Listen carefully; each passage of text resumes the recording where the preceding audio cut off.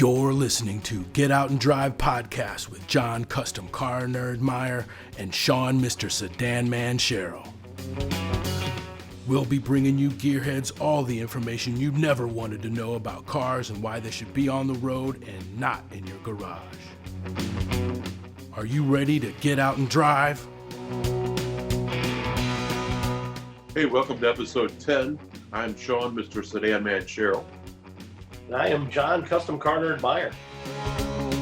Today we're talking with Gabriel Nathan, board member of Prevent Suicide PA and editor-in-chief of OC87 Recovery Diaries.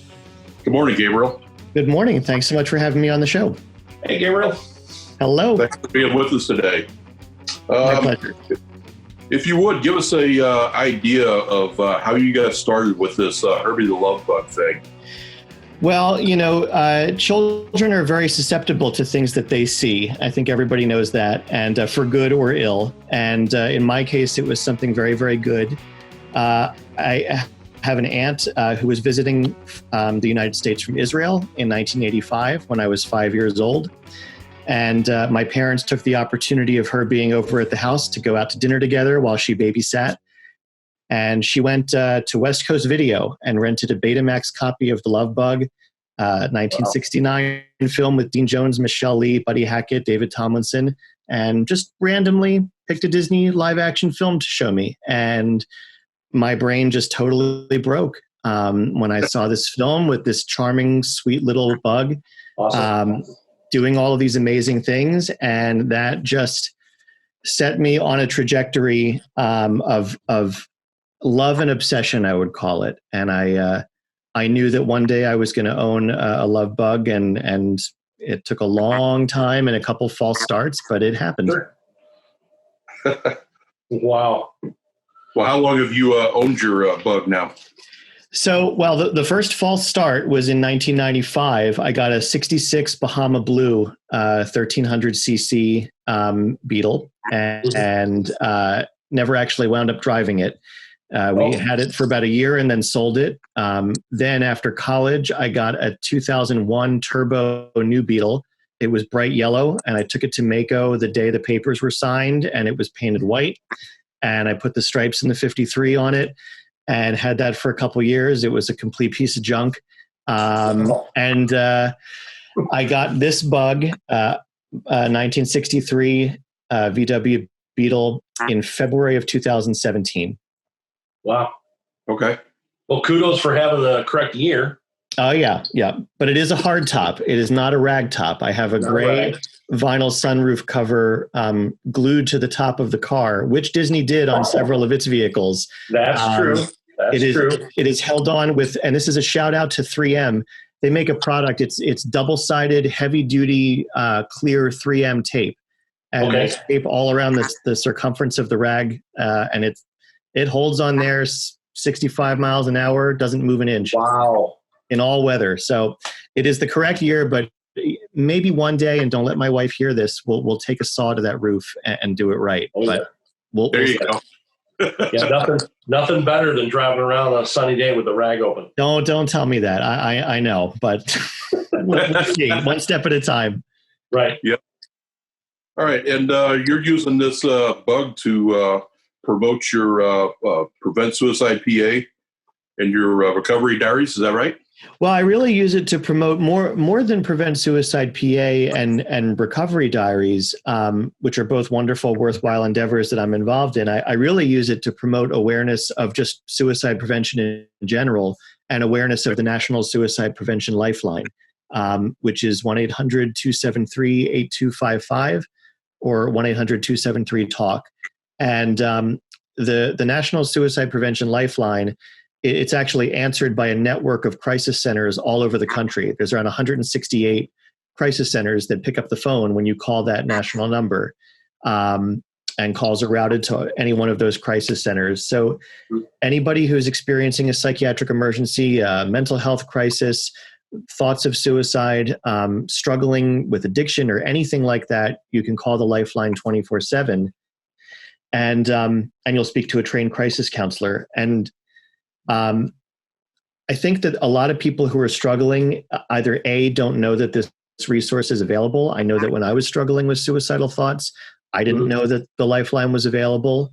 And I think we also just need to bring the word suicide out of the closet and out of the darkness. And it's still one of those words that people will sometimes speak about in whispers or be afraid to say, or, they think, well, if I ask someone if they're suicidal, will that make them suicidal? There's just so many myths related to suicide. And one of the myths is that it's just a dangerous word. And I think having the word suicide on the back of my car and having that Lifeline number, it's just bringing more awareness to the issue. According to the national stats, we lose an average of 48,000 Americans every year to suicide. And that's just the ones we know about. So there's a lot of people struggling out there, and you never know who's driving behind you and what they might be going through or what they may need to see. And so everywhere I go, people see that number, and if they need it, great. And if they don't, maybe they know someone who does. Well, I can certainly say thank you for promoting this. Thank you for doing this. It's my honor. It's a real privilege to be able to do it in the way that I do it. Thank you. Yeah, I haven't had any personal experience with helping anyone through anything like that. I want to make sure that everyone out there knows that I thank you from the bottom of my heart. Thank you very much. I can ask the question because there's people on both sides of the fence. Have you had people pro or con, either for or against what you're doing, if they see what you're doing, or you've had anybody saying, hey, thank you, yelling at you in traffic, or yelling at you not to do it?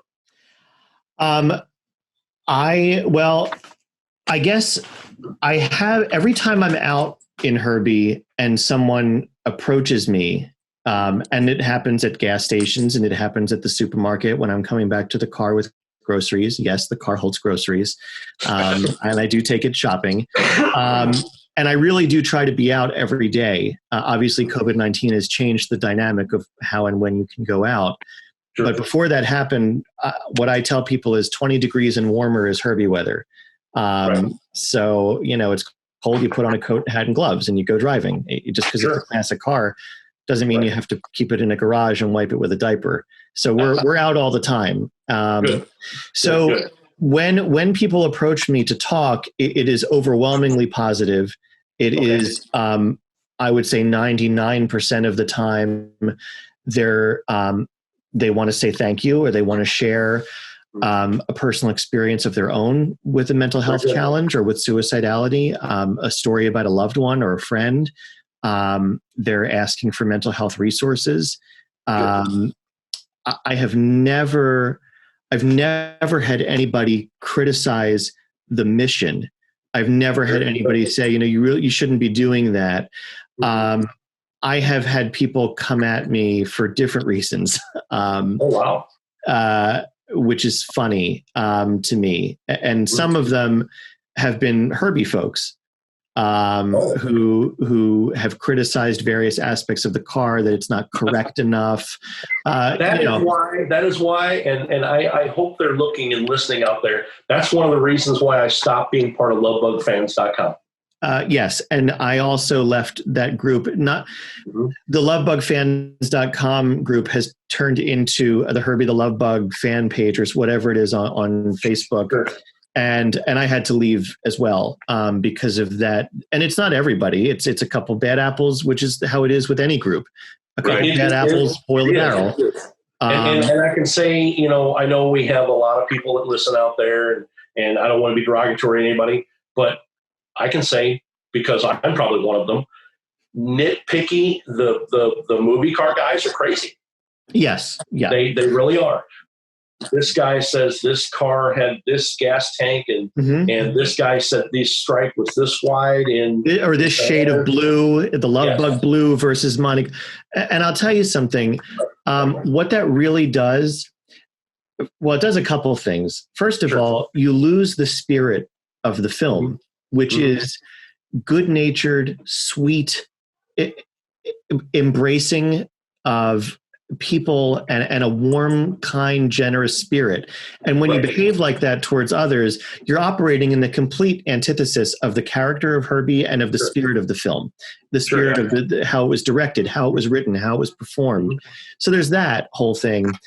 And the other thing that it does, and what I tried to explain to people on the Herbie page, is not everybody comes at this hobby, if you want to call it that, with the same skill levels or the same budget, the same, so if you want to rag on somebody for not having a rag top or not having the correct color interior or all this stuff, not everybody has $30,000 to spend on a Beetle, and not everybody can find a 63 or a 63 rag.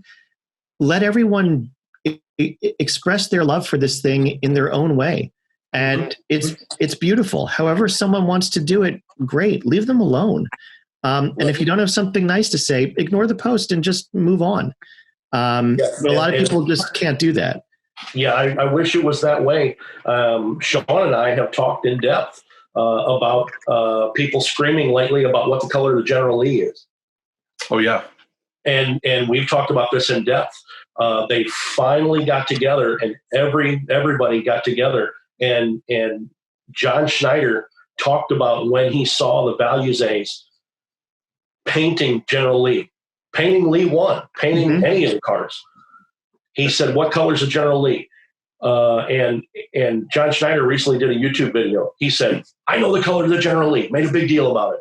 He said, "Guess what?" He leans into the camera and he goes, "It's orange." And he did it just like that.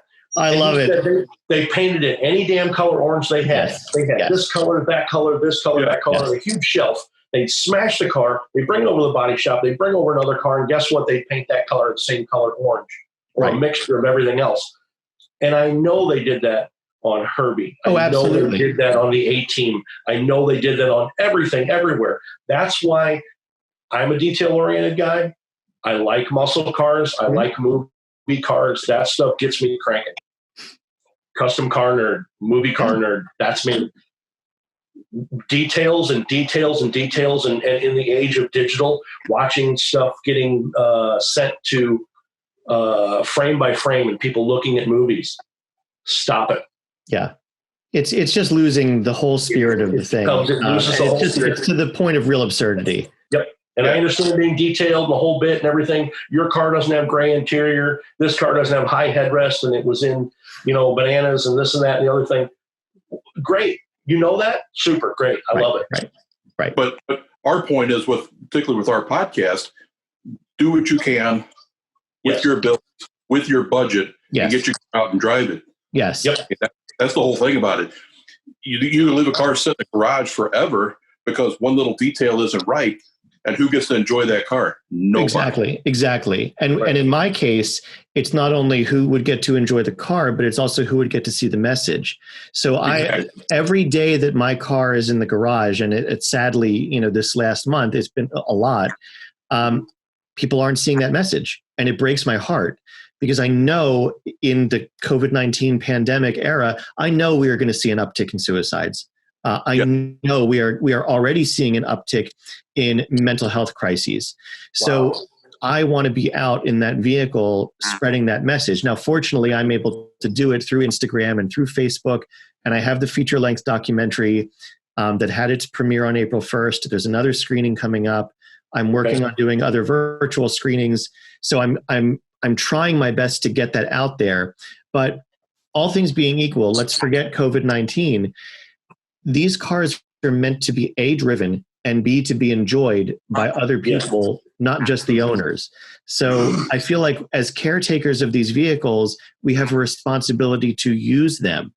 They're unless they're literal museum pieces, most people's are not. Drive it. Right. It's a wonderful thing. Don't keep it to yourself. That's what we push here. I mean, the whole aspect of our thing, what Shawn and I have talked about for years. I don't care what you have. Good, bad, rusty, shiny. Get out and drive it. Yeah, people love it. It's so great, and that is our mantra. and we want to push it, and that's why we're glad to have you part of it. Well, I will say there, and this is even before I owned my Herbie for about 8 months before I put the Lifeline logo on it, on the rear window. From the very first drive that I took, the thumbs up, the smiles, the Herbie. I mean, you can, even if you can't hear someone, you can see them mouthing it. See their mouth, right? I had one guy get down on his knees and do the praying thing on the sidewalk. I mean, there's nothing like that.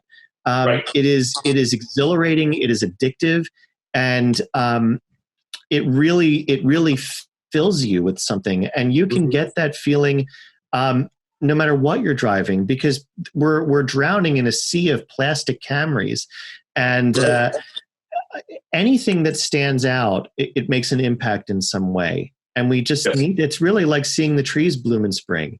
And people need that. I really believe that. Actually, there's a General Lee owner. I'm blanking on his IG name. I think he's in New Jersey. Just yesterday, I saw a video of Haddon Heights, New Jersey. I think it's Brian's General Lee. Is his IG name. But they did a classic car parade just through Haddon Heights. And neighbors, came to their windows and they took cell phone video of it. I mean, God, we need that stuff right now. So it's really important. I love the name of your podcast, Get Out and Drive. Thank you. Yeah, very, very soon. We haven't set it up yet, but we're in talks with Brian that owns the Chicago Bluesmobile. Oh, great. Yeah, we're in talks with him. He is just absolutely an incredible guy. Yes. Yeah, I love what he does. I absolutely love his account, and his car is awesome. Yeah. I geek out about it all the time.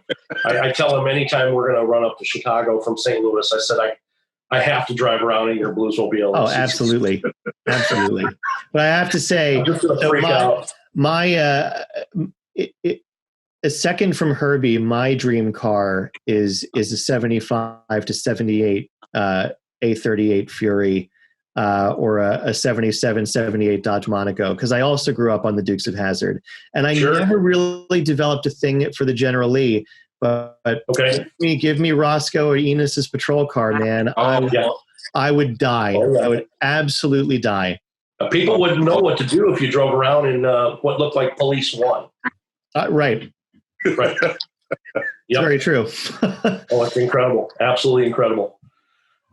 So have you, I know we talked about it for a little bit. Have you owned any other collector cars or anything, or no, just that 66 Bahama Blue. And it's funny. So once my Beetle obsession really, really took off, I mean, and I'm talking, my brain was on fire. I would say probably around when I was 10 or so. My father, used to own a factory in Percy. It's this tiny little town in Pennsylvania. Mm-hmm. And he would take me to his factory every Saturday morning. He would go to check the voicemails and process orders. And we would drive through these little towns, Ottsville, Soudertown, tiny little towns, in search for beetles on the side of the road. Okay. And, we would find these rusted out shells, because this was, the late 80s. There were still, a bunch around. Right. And we just said, if we can find a really good one, And I worked on him, man. I mean, I really, really worked at this. I was like, that'll be my first car. So finally, in 1994, we found this 66 Bahama Blue. Mm-hmm. It was $3,300, and it was absolutely gorgeous. The black basket weave interior and the original radio, mm-hmm. and all of that. And so I was 14, and then we had it for a year. And then I went to a school assembly on drunk driving. Mm-hmm. And they brought out this guy. He had quadriplegia. He couldn't move from the neck down, and he moved the wheelchair through breathing in a tube. And he said that he got that way on his prom night. He got drunk and crashed his he said, early 60s VW Beetle into a barn. And I went home and I told my parents, sell it. I'm never going to drive that car. Get rid of it. and they sold it. So that was my only other experience with a classic car. I was absolutely terrified. Wow. And, it took me a long, long time to work through the anxiety of driving a very dangerous car. And I got this bug, as I said, in February of 17. And then in April, I took it on a trip from Philly to Ocean City, New Jersey for a parade to be in. And I didn't, I wasn't even thinking about it, but there were crosswinds of like 20 miles an hour, 25 miles an hour. Yep. I was on the AC Expressway shitting my pants. And sweat was pouring down my head, and I was fighting to keep control of this car. Absolutely terrified. Steering into the wind. Oh my God. And semis are passing you and you're blowing over. And I actually pulled over at a rest stop, and I called my wife and I said, listen, I don't know if I'm coming home from this. Like I'm going 40 in the right lane, but I don't know. This could be it. So it's my anxiety at age 15 was not unfounded. And I have worked hard to make this car as safe as I can make it. I upgraded the front brakes to disc brakes. I installed 3-point shoulder belts in the front. Sure. The front windshield is not the original glass. It's safety glass. Sure.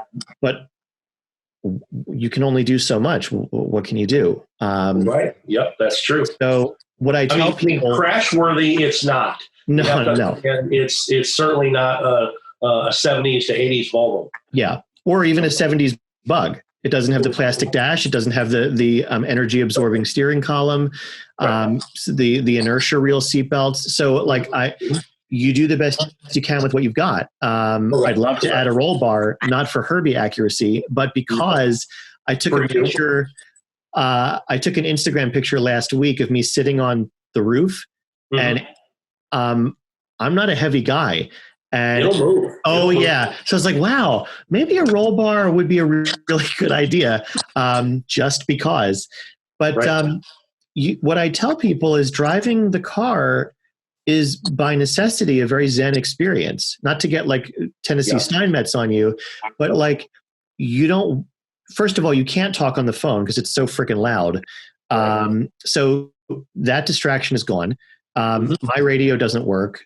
So I can listen to music through Bluetooth speaker and Pandora or whatever. Right. But you have to be watching the trees. And are they moving you too much? How far are you from the person in front of you? What is the weather like? Are my tires properly inflated? All of that stuff. It's a very it's an experience that's totally devoted to what you're doing. In addition to shifting, obviously, which most people just don't do anymore. Sure. So, that's what keeps you safe. We talk about that. Shawn and I talk about that. A lot of other people talk about that. Newer cars take you out of the driving experience. Totally. You don't hear the tires. You have triple sealed doors, disc brakes, anti-lock brakes, airbags, 13 airbags, in a Kia. Yep. All these things. You can't hear a fire truck crashing into the side of you in a new Lincoln or a new BMW. Yeah, you got your side mirror telling you when somebody's next to you or passing you. You got a backup mirror, so you don't even have to turn around. I mean, right. Yeah, all those things have to think anymore. Right. All those things are incredible. And you take the normal late model car driver and you put them in an early car. They don't know how to drive. Yeah, it's true. Yeah. And it's also the car the same parks itself, It's the same problem that's happening with commercial airliners. You pilots don't know how to fly anymore.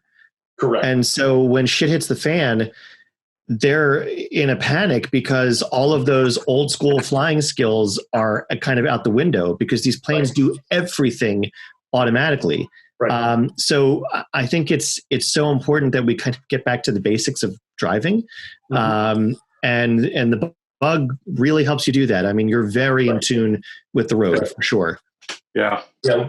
we've talked quite a bit. I've driven a lot of Model A's, driven Model T's, vintage cars. I would say probably 1955, all models, all makes. From 55 and earlier, you have to pay attention. Sure. I mean, that's just it. In a Model A, you have to learn how to stop. You have to learn how to steer. You have to learn how to adjust the engine while you're driving. You have to learn all these things. I'm not saying your Bug is easy or hard to drive.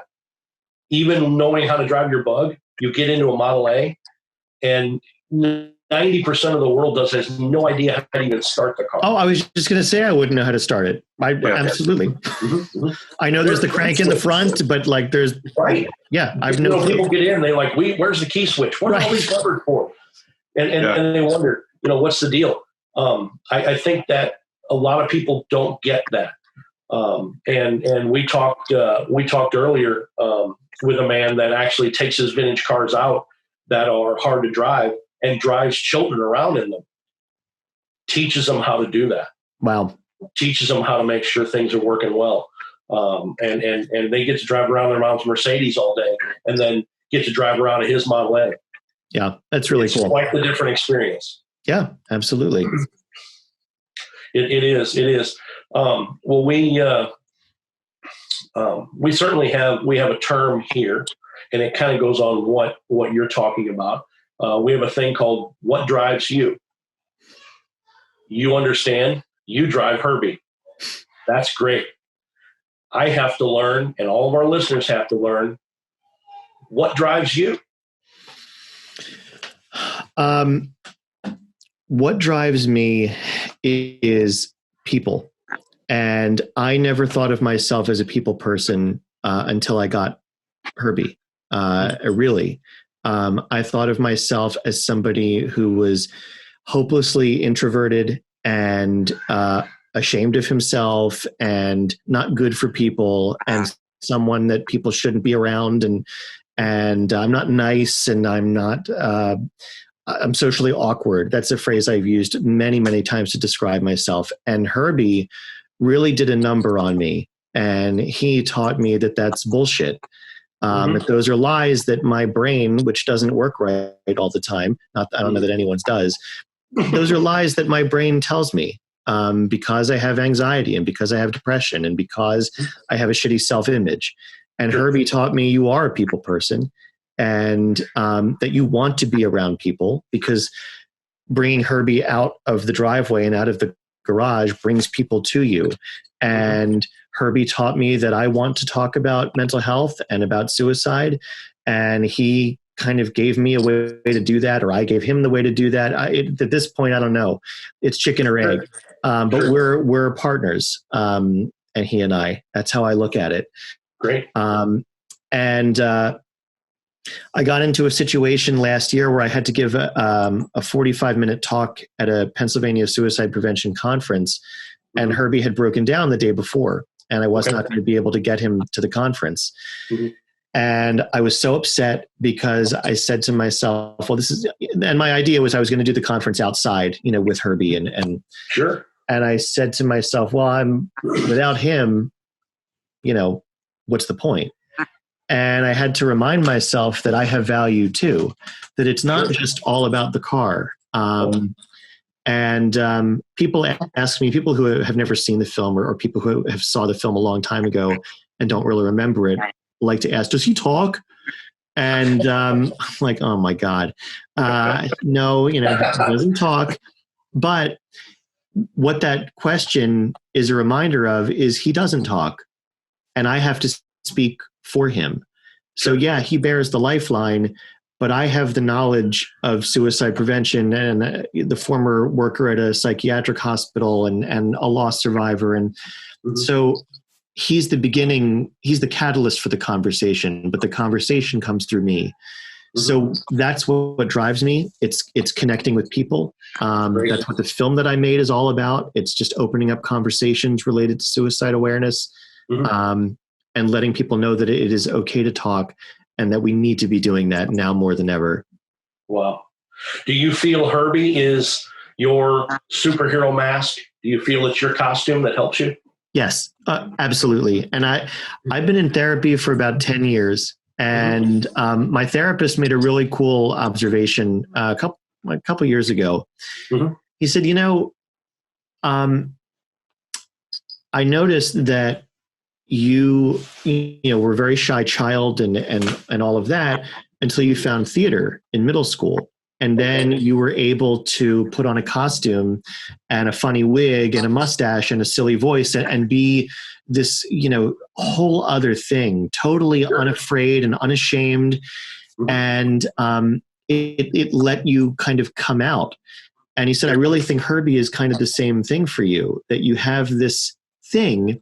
And it's not like you're playing a role, but you're Herbie's dad or you're Herbie's partner or you're with him, and it enables you to be something that you can't be without him, or that you're afraid to be without him. Okay. And I absolutely believe that that's true. He makes it much easier for me to exist, to be out there. Yeah, I felt that same way. I was not on stage being a theater kid. I was behind the scenes. I was the one who built the stage props. I was doing all that type of stuff in high school. I was the meek, mousy kid that got shoved into a locker, that type of stuff. And seeing my things on stage and seeing my what was envisioning in my brain and my interpretation of a story made me come out and made me a better person. I love it. Yeah. Some of my greatest memories of high school theater was coming onto the stage after the set's been built and seeing the world kind of come alive, because that makes the whole thing come alive. Right. So my hat's off to you. Thank you. People don't think about that when they see a show. They really just think about the actors, and it's a shame because without you, it really doesn't come alive. Mm-hmm. Well, thank you. John and I have talked before, kind of talking on the mask thing, that everybody's kind of wearing a mask, so to speak. I see a lot of people look at other people and, if I could just be like that, or if I could be like him. And really, I think my belief is everybody kind of wears their own mask. Some wears it a little better than others. Some wears it differently than others. But, just be yourself. Don't try to be like other people, because honestly, they're just kind of wearing a mask too. Well, yeah, we're all messed up in some way or another. Right. We're all faking it. No, I don't think anybody really knows, has got it, quote, it all figured out or has the great life. We've all got problems.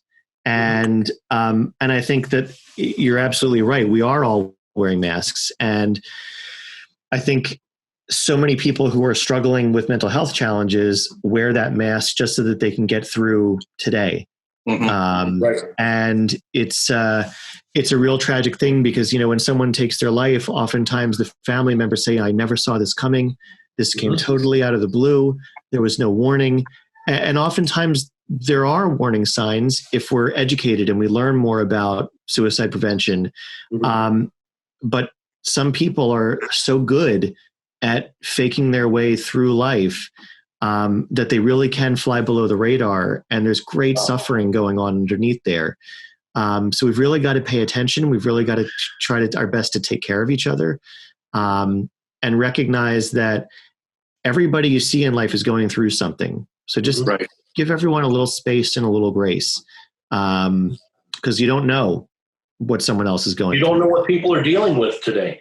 No. That person that's behind you, that's traveling too close, that's fast, that's honking, yelling and screaming, whatever. You may think, you change lanes or do whatever you did was trivial. You don't know what they've been through right up to the moment that they honked at you. And, we, to bring us back to theater, we say this in the theater all the time. Some people, like when middle schoolers or high schoolers are kind of just getting started in acting and they have an entrance, sometimes they just walk on the stage, and a good director will stop them and say, hey, now wait a second. Where was your character coming from? What were you just doing before you walked into this scene? And the kid will be like, well, I don't know. It's like, no, well, you were coming from somewhere. Something just happened to you. You were either in, you, the character, you were in your living room, or you were in the kitchen, or you were coming home from work or whatever.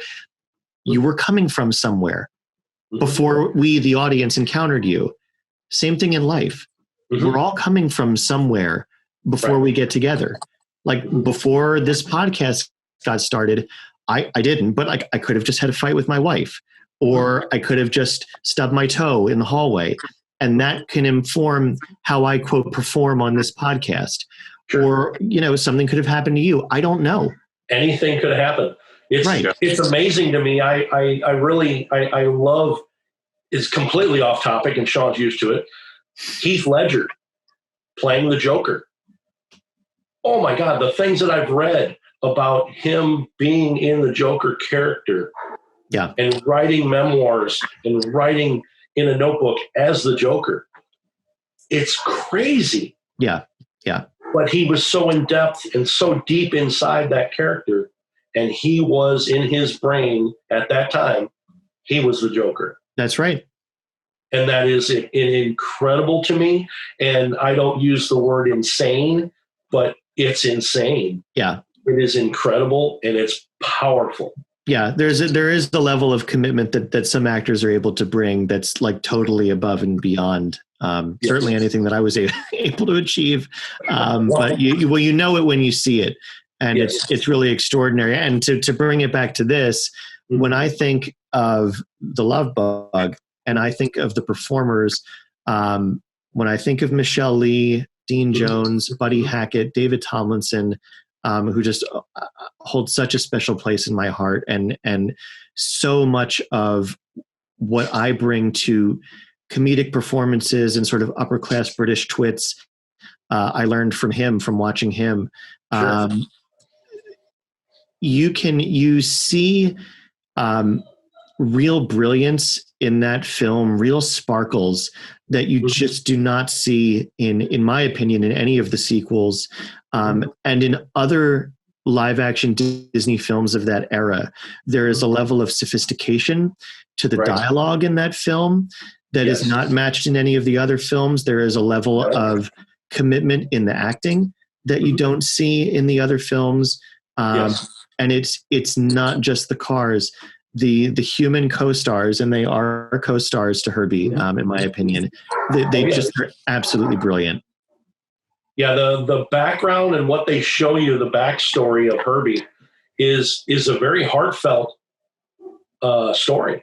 Yeah, and it has to do with people in general. I watch that cartoon called Little Susie Coop, and I know you've seen it, the little blue coop. Yep. I love that cartoon. Yeah, absolutely love that cartoon, and it is what I do in my life. It is, cars are brand new, man, they're super shiny.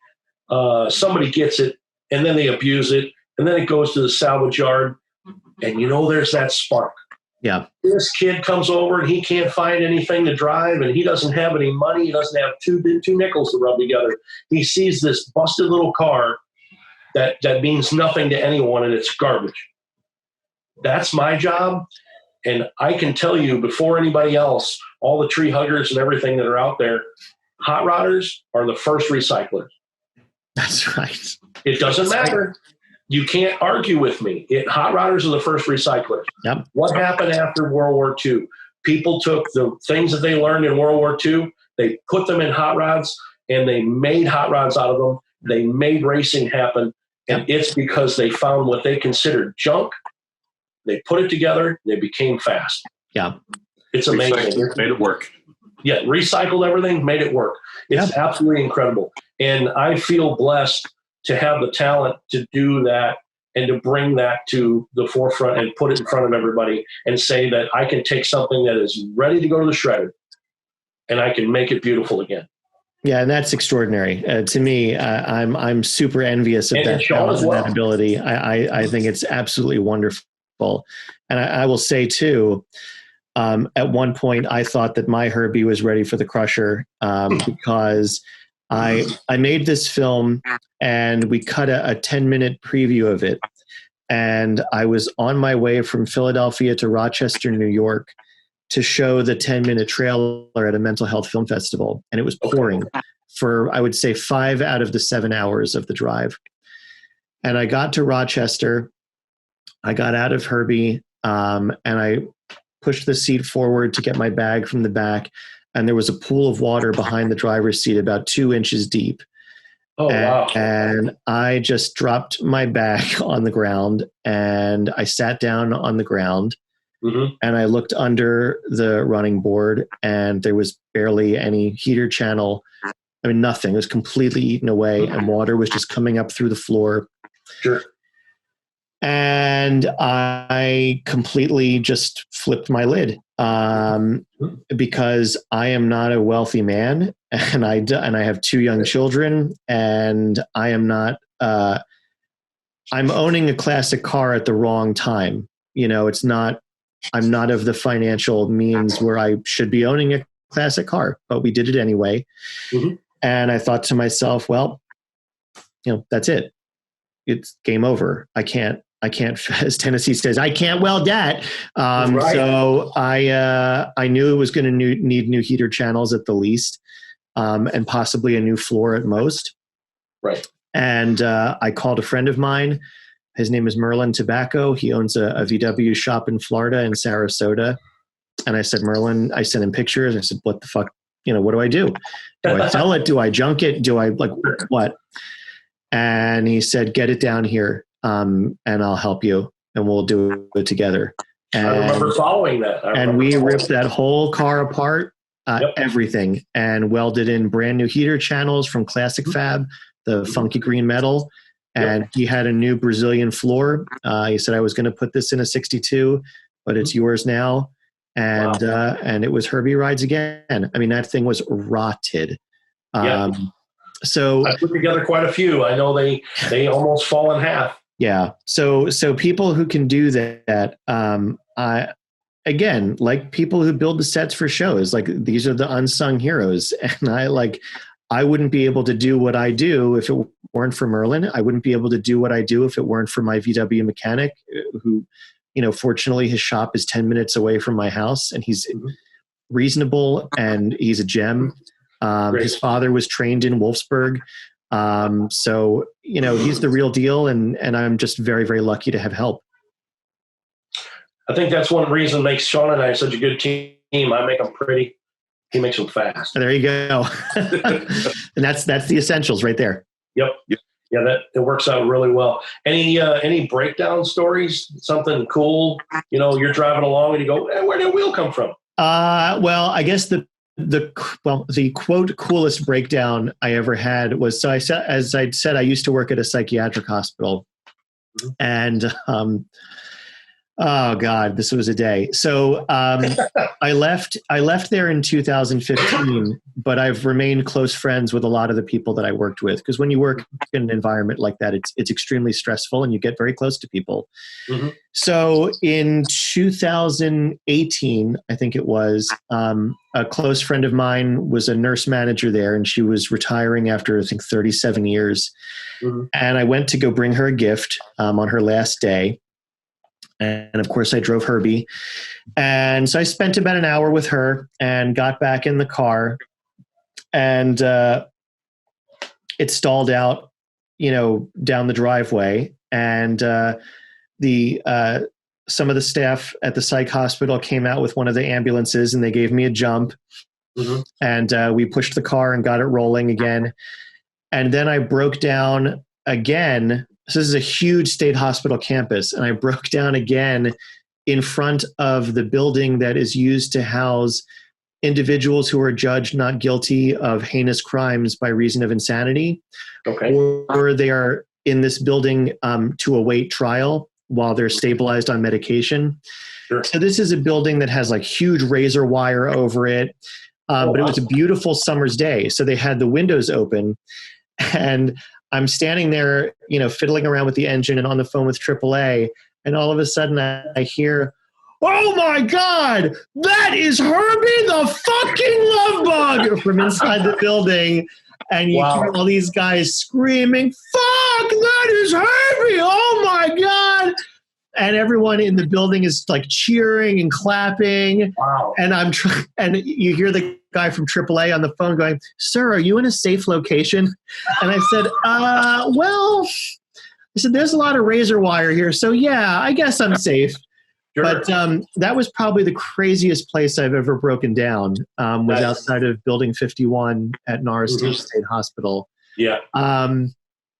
Yeah, I've broken down in Ithaca, New York, shredded V-belt, just ripped to pieces, and broke down on my 1,100-mile road trip over 11 days, broke down in the driveway of a VW shop. Oh, wow. That I was taking the car to just to get it checked out because I had gone like 900 miles. I was like, oh, while I'm here, I know that there's this little air-cooled shop. I might as well just go. Sure. A couple miles from it, it started backfiring, and I got to the driveway, and it just stopped. And I had to push it a quarter of a mile down this long, muddy driveway. It was absurd. So yeah, the more you drive, the more shit happens. Oh, exactly. Have you learned how to put the fan belt on with a screwdriver yet? Yeah. Yep. I haven't done it, but I know how to do it if I need to. You're missing fingers that way. Yeah. I've still got all 10 so far. At all 10? Yep. That's so good. far. That's good. Well, that's awesome. What do you think is the future for you and for your Herbie and your cause? Well, I really don't want to sound like a Debbie Downer, but I'm extremely anxious related to COVID-19 and the impact that it's going to have on my financial ability to maintain Herbie and keep him and do what I do. That said, please nobody email me with, "Are you selling it?" Because I'm not interested in hearing that. I'm not. Sure. But long term, I don't know. I have to put my kids through college. That's a priority. Sure. I work for a nonprofit and I'm on a board of a nonprofit, but I am not a nonprofit, so I can't accept donations from people. I'm not making money off of what I do because I know Disney will sue me if I do. Right. So I'm just doing my thing for as long as I can do it. What my hope is that I can keep him for the rest of my life. Make him a real legit ragtop. Again, don't tell my wife. But quiet, guys. And keep spreading awareness because this problem isn't going away. And the more we talk about it and the more visibility the cause has, the more people are going to be okay with coming forward and getting help and getting treatment and coming out, if I can say that, to spouses and friends. And just talk. So that's what I hope the future holds for me and Herb. For the collector car industry, I just don't know. It's a whole new world out there now. Right. Yeah. Right. It's incredible. If people want to, if they see this and people want to donate, plug away. Let people know where they can call if they need help. Where they can call to donate to your cause, please. Well, if you are currently struggling, and I really want to emphasize that you do not have to be actively suicidal to call the Lifeline. You do not have to be standing on a ledge or having a gun in your lap. You can just need to talk to someone, and that's okay. They will not turn you away. It's 1-800-273-8255 or 1-800-273-TALK. If you are a millennial and you don't like talking on the phone, then you can text HOME to 741-741. That is the crisis text line. And you can text with a trained crisis counselor. Not everybody likes to talk on the phone, and that's okay. So those are those two resources. If you are struggling financially and you need therapy, but you can't pay for it, openpathcollective.com. Just type in your zip code and there will be a list of therapists that do very low rates or have rates on a sliding scale. And you can get virtual mental health at a lower rate. So that's a good resource to know. For mental health recovery stories that are hopeful and helpful, the organization that I work for is called OC87 Recovery Diaries. We publish new personal essays every week and original documentary films once a month. And that's OC87recoverydiaries.org. That is a nonprofit. If you want to donate there, great. And Prevent Suicide PA That's a statewide organization that's devoted to suicide prevention through outreach, training, awareness, education. That's also a nonprofit. And you can find me on Instagram at lovebugtrumpshate. And there's also a Facebook page with that name as well. And I provide lots of suicide awareness resources on my Instagram. Absolutely incredible. I can't thank you enough for being with us today, Gabriel. Thank you. It's been a real privilege. I appreciate it. Yeah, thanks for taking your time talking with us today. There's nothing else I would have rather done. Thank you, guys. That is awesome. So get out there and drive. I mean, to the supermarket and back. Yeah, that's exactly. it. I am John, Custom Car Nerd in Meyer, and you can follow me at Custom Car Nerd on Instagram. And I'm Shawn, Mr. Sedan Man Sherrill. You can follow me on Instagram at Mr. Sedan Man. What drives you?